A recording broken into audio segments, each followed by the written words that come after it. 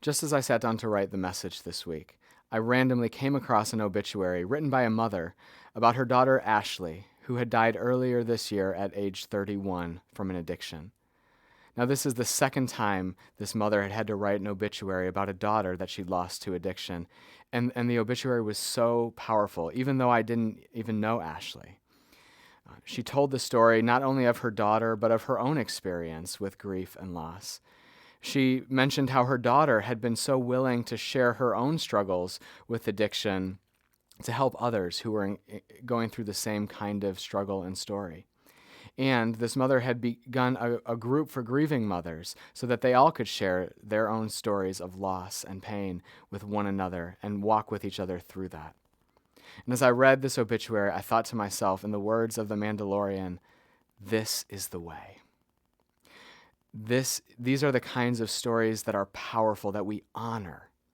Last week we talked about how to honor, in biblical words, is to give weight to something, is to recognize the significance of something. These stories that this mother was telling were so weighty and significant. They moved me.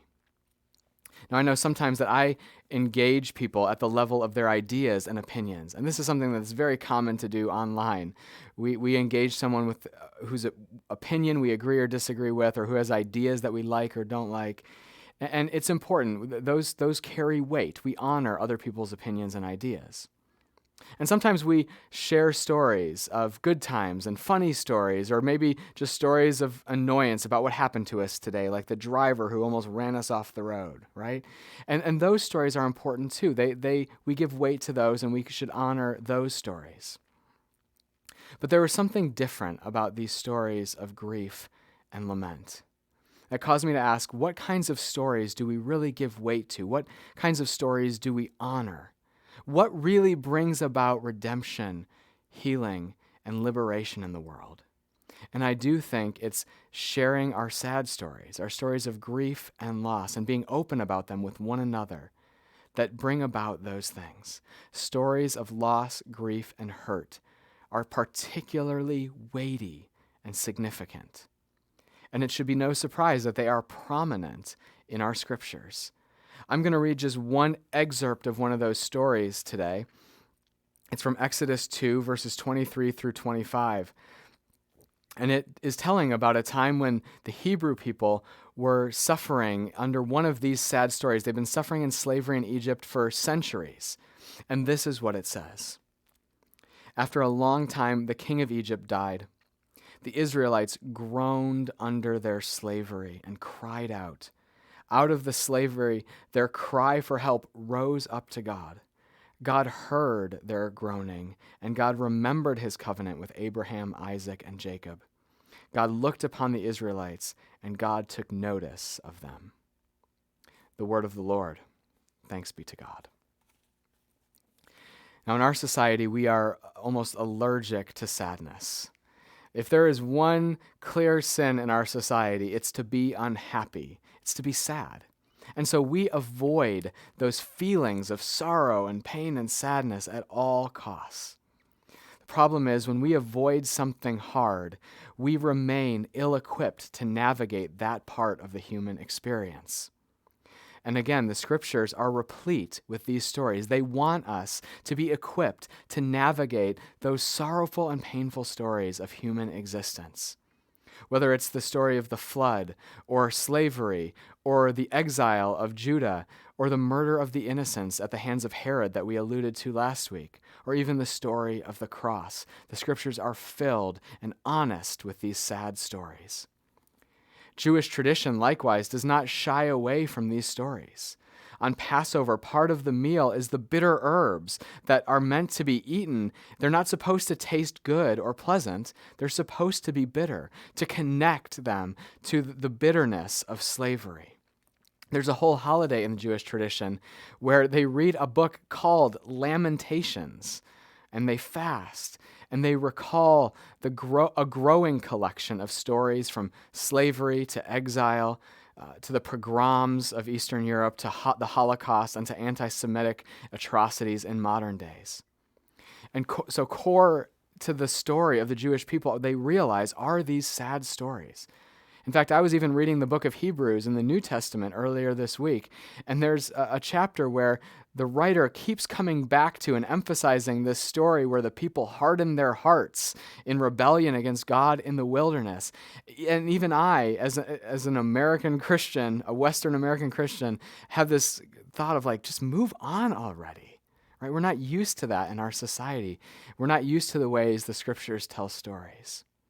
But our scriptures honor these sad stories, the stories of loss and lament and grief.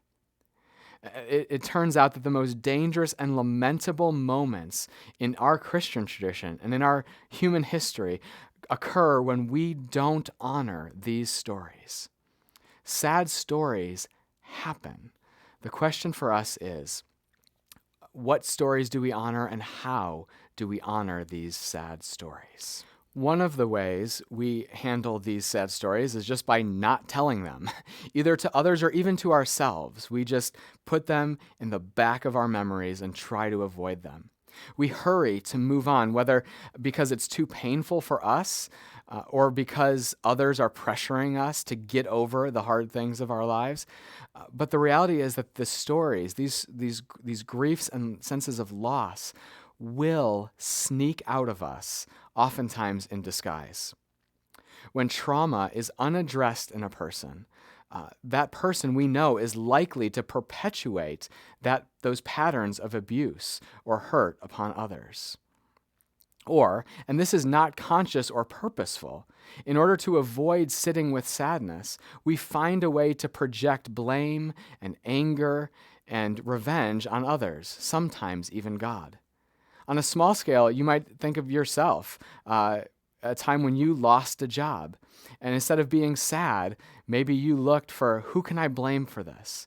Or you might have found yourself, after losing a loved one, being extra snippy with someone else in your life that you really care about. That is grief coming out in other ways. And this is not to shame anyone. This is what we all do at some point. We struggle with our grief, and it sneaks out of us in other ways. It is wired into us culturally to avoid sadness, which often, one of the reasons we do this is because oftentimes sadness requires a relinquishment in us of control, or an expectation, or a comfort, or a way that we think the world should be. It requires us to relinquish that thing, and we have to accept that we can just be sad. We've seen a lot of this over the past year in our society, and I'm sure around the world. This new virus swept across the world and killed millions of people, and governments and other authorities started to make decisions to close or postpone things, and people got not sad, but mad, right? Maybe this was true of you. That's what happens when we don't honor our grief, our sadness, or our sense of loss. It will come out in disguise, and it will come out in ways that are less healthy and potentially dangerous for ourselves and for others. By the way, this can happen on both social and national levels too. When tragedy strikes, even if it is an act of terror or violence, it is always important to sit with our grief before we make major decisions. It doesn't mean that we don't act, but acting in the name of accountability and justice is different than acting out of unprocessed sorrow, running amok and out of control in our lives. I think this is maybe what we see in Pharaoh in this story. Earlier in the text, we read this about Pharaoh's thoughts. He says, "Now a new king arose over Egypt who did not know Joseph. He said to his people, 'Look, the Israelite people are more numerous and powerful than we. Come, let us deal shrewdly with them, or they will increase, and in the event of war, join our enemies and fight against us and escape from our land.'" Do you hear what's happening there? I think that there is in Pharaoh a sense of loss about what his country has become. Maybe that the structures of authority and culture are changing. And instead of being able to say, you know what, I liked things the way they were, and I'm sad about how things are changing, and maybe relinquishing what needed to be relinquished, instead his grief comes out in violence, in self-protection, in in doubling down on control and in oppression. We also see this with Moses. He's been raised in Pharaoh's house, but has the sad stories of centuries of Hebrew oppression and slavery in his bones. And so what happens when he encounters this oppression of the Egyptians against the Hebrew people firsthand, he lashes out to kill the Egyptian oppressor and then runs away in fear. This is so often what happens when we either repress our sad stories or we tell them within the emotional frameworks of cynicism, anger, annoyance, or vengeance in order to try to crowd out the sorrow, loss, and grief that is involved in those experiences. This is what happens when we don't tell and we don't honor our sad stories. But sometimes we do tell those sad stories, but we tell them without hope. Sometimes we tell our sad stories as mere history, as just something that happens or happened to us. And of course, we cannot change the past. But the scriptures, when the scriptures tell us these stories, there is always something of God in them. These stories are always told in the scriptures with this question, what is God up to? What was God up to?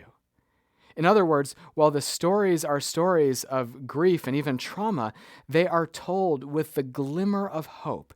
If I tell this story, maybe we can find God in them. Maybe we can find healing. Maybe there is some kind of redemption locked up in these stories, and if we tell them, we can unlock that hope, that healing, that redemption. And so we have another way of telling our sad stories, of honoring our sad stories as Christians and as people in this tradition, the tradition of the Jewish people even, that isn't just avoiding them or telling them as mere history without hope. And that way is to tell our sad stories with honesty and hope. So you see, on the other hand, not avoiding or just telling these stories as mere history, but we see the Hebrew slaves crying out to God in Exodus 2. And if you noticed, the text uses 3 words 4 times in just a verse and a half to reflect what the Hebrew people are feeling.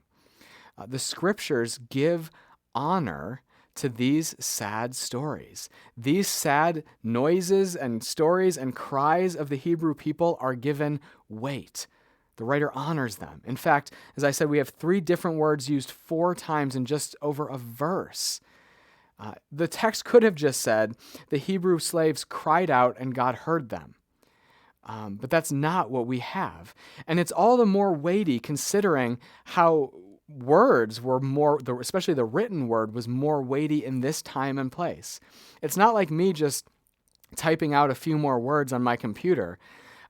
When you wrote a word in this time, you had to think, is it weighty enough? Is it significant enough for the extra brush strokes that it will require? Is it weighty enough to take up valuable space on this expensive papyrus or whatever other type of document it was being written on? And so for the author to give so many words and so much space to the grief of the Hebrew people is a way of honoring their sadness. And so the writer honors their sorrow and suffering. What we also see is that God honors their suffering and sorrow as well. God hears their cries. God remembers his covenant. In other words, he aligns himself with his promises that he's made to them. God sees. God takes notice. God knows what they're experiencing. Now, I don't think God is generally distant or has to be somehow manipulated by human beings in order to act compassionately toward us. But the picture we have here is that God is being moved specifically by the expressions of sadness and suffering that the Hebrew people raise up to God with hope. God honors their sad stories, their loss, their grief, their pain. What does that look like? Well, as we saw last week with the Magi, when you honor, when you give weight to something, it changes how you live. And in this case, it is the expression of grief that triggers the Exodus story. When that expression of sorrow and sadness meets the compassionate heart of God, it triggers these phenomenal, epic acts of liberation and redemption on the part of God. God honors our sad stories. And it's not just this story, the Exodus story. Jesus says when he comes upon the scene that he is fulfilling Isaiah's prophetic image of one who binds up the brokenhearted. It was central to Jesus' mission to honor the sadness and the brokenness in humanity. In the Sermon on the Mount, Jesus says, "Blessed are those who mourn, for they shall be comforted." God honors those who mourn. And it should not be glossed over that the cross itself, the story at the center of our faith, is a sad story. It is a story of loss, of God experiencing death, of injustice. It is a story that should grieve us. Now, too often in our very Western American way, we immediately jump to all the great things about the cross. Well, it's a picture of love, it's forgiveness, it's a way that God tricked the devil, and so on. And those might all be true in some sense. Those all might be ways of talking about the cross in valid ways. But it is the cross is very centrally a picture of God entering fully into the sadness and suffering of human existence. The cross is a devastating consequence of human sin. Not just that God was forgiving human sin, but that we as human beings in our sin demanded the cross of God.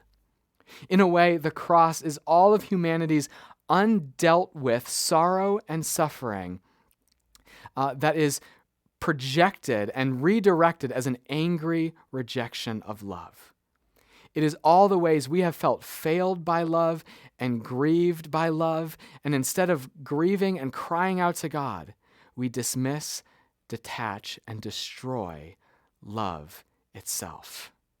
The cross is a sad story, a story that our faith tradition as Christians gives maximum honor and weight to. So to honor then our sad stories, to give those stories the honor that our scriptures give to them and that our God gives to them, is to tell those stories and to tell them with honesty and hope.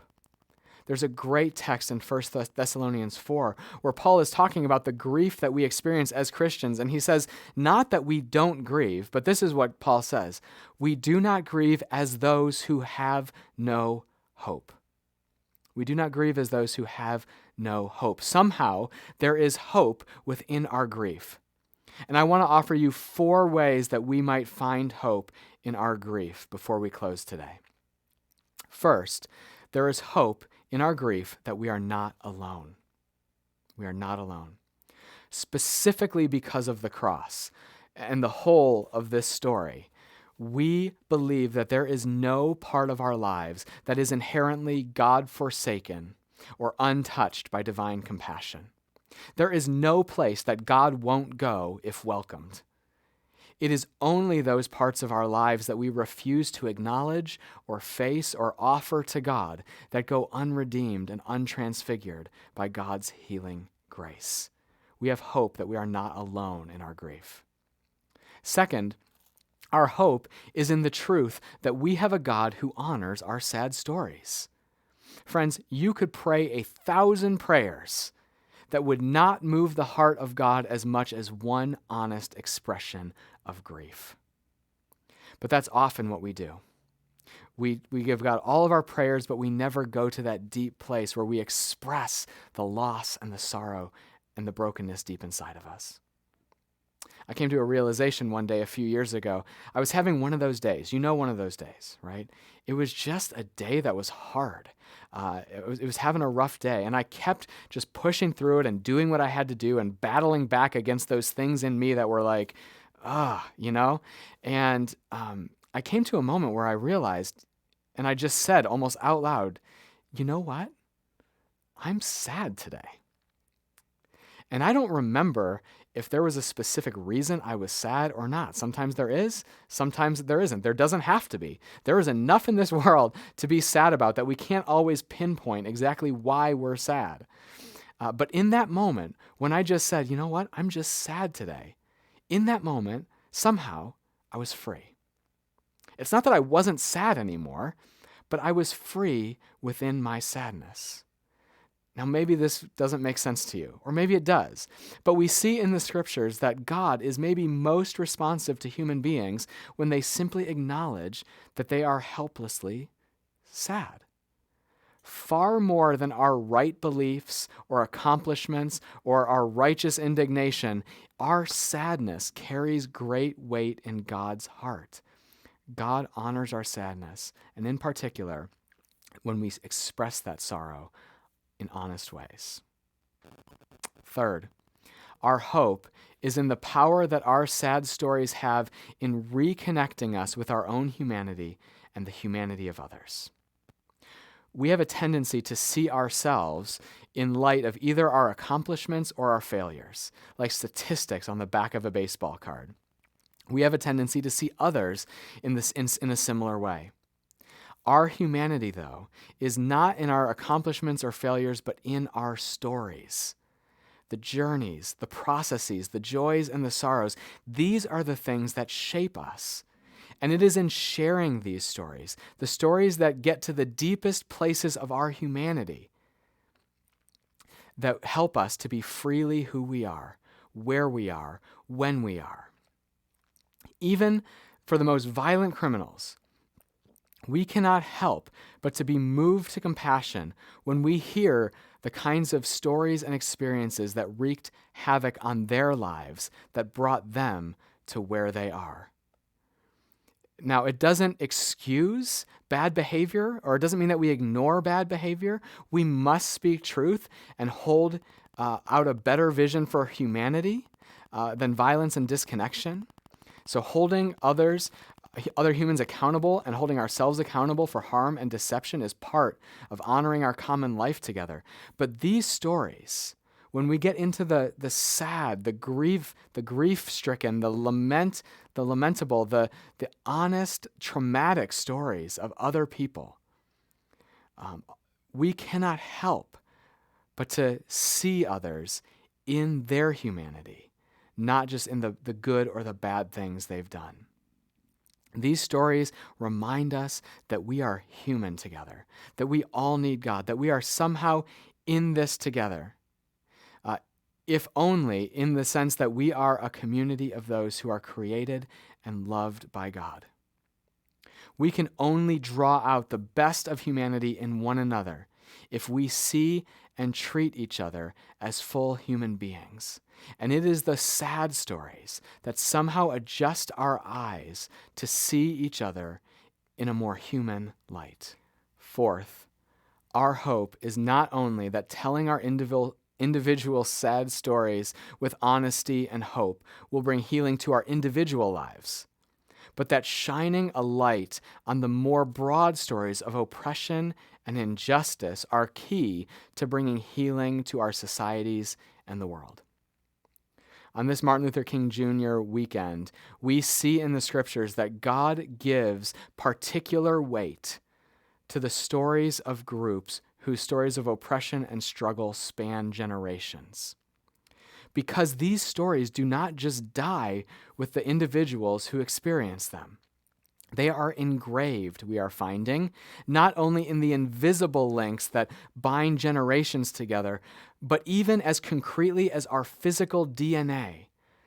In some ways, we literally, biologically pass on and pass down our stories of trauma and grief. Just passing laws does not mean that the stories and ramifications of oppression magically disappear in our world. We must tell these stories honestly, in the hope that God will continue to work healing and redemption. Certainly, God was aware and cared about the struggles of individual Egyptians in the story that we read earlier. But we see the dramatic movement on behalf of a people in captivity for centuries. One proverb captures a consistent pattern we see in the scriptures. It reads, "If you close your ear to the cry of the poor, you will cry out and not be heard." It is no coincidence that God was born not only as a human being with general encounters with sorrow, but into a people whose story of colonization and subjugation spanned 6 centuries and beyond. God honors the enslaved, the colonized, the exiled, and the oppressed. Those stories carry weight in God's heart, and the scriptures are clear that our experience of God's heart is tied up in our willingness to honor the voices who tell those stories. Now, ultimately, I believe God honors our sorrow for 2 reasons. First, because it is courageously honest when we tell those stories. It is difficult, it is hard to sit in sadness and lament. It bucks against our tendencies to either fix or avoid, fight or flight. It is an honest recognition of broken lives in a broken world, and God honors courageous honesty like that. But second, God honors our sorrow because God understands. Not just intellectually, but experientially. Genesis 6:6 even tells us that the emotional impetus for the flood was not God's anger, but God's sorrow. The prophets give us many images of a God who grieves the damage of idolatry, injustice, and violence. Jesus himself weeps at the death of Lazarus and cries out to God in the Garden of Gethsemane. And just from this quick scan of the biblical story, we can see that it is the personal experience of sorrow that motivates God's deepest acts of love and redemption. God does not act out of raw aggression or fearful passivity, but from that deep place where compassion can merge and meet our sadness. I think you and I know that place inside of us, that deep place that is right in the neighborhood of God's image within us. So now I'd like to read from the obituary that I read earlier this week, written by Ashley's mother. This is what she says. It is a monumental feat to write your child's obituary. Yet to write your child's obituary that after 10 years succumbed to the beast of addiction, practically impossible. But to write a second obituary for yet another child that fought addiction for 14 years, an indescribable catastrophe. My grieving mother's plea is for you to reserve judgment for just a moment and see my daughter as those that love her do. You see, the stigma of addiction is so incredibly hard on those with addictions as well as those that love them. I ask for you to try to see past her addiction she so relentlessly tried to conquer. See who she used to be before drugs, who she was when she was not using, and who she was at her core. End quote. In other words, this mother is pleading for us to see her daughter as her heavenly Father sees her, as a beloved and broken human being. And this is it. Deep, courageous, honest sorrow wills compassion from others, demands that we bear witness not just to a person's failures or their successes, but to their humanity that we share. This is the way forward, to honor the sorrow of living in a broken world by letting ourselves feel it and explore it, by giving voice to the stories that are hard to share, and by giving special weight to the voices among us who have experienced the depths of human oppression, injustice, and captivity. On that path, we find the one who blesses those who mourn and binds up the brokenhearted, the one who carried the cross and opened the doors to resurrection hope, healing, and joy.